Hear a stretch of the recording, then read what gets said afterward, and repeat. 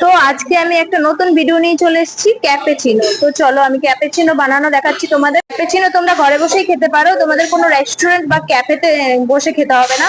তো ঘরে বসে তোমরা সবাই মিলে একসাথে ক্যাপেচিনোর এনজয় নিতে পারো। তো চলো স্টার্ট করি ভিডিওটা। ভালো লাগলে লাইক কমেন্ট শেয়ার করে দিও। কফি নিয়ে নিলাম আমি, এবার আমি এর মধ্যে চিনি অ্যাড করে দেবো। এবার আমি এর মধ্যে ওয়ার্ম ওয়াটার অ্যাড করে দেবো।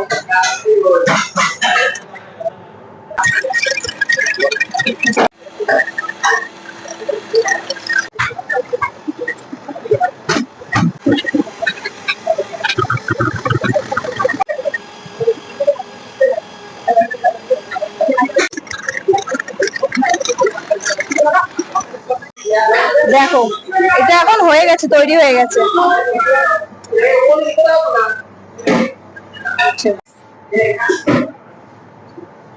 এবার আমি 1 চামচ এর ভিতরে যে ঝাঁকটা বানিয়েছি সেটা দিয়ে দেবো।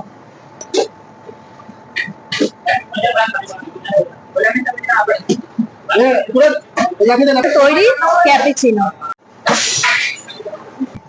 बहुत अच्छा है, वेरी नाइस। सब लोग ट्राई।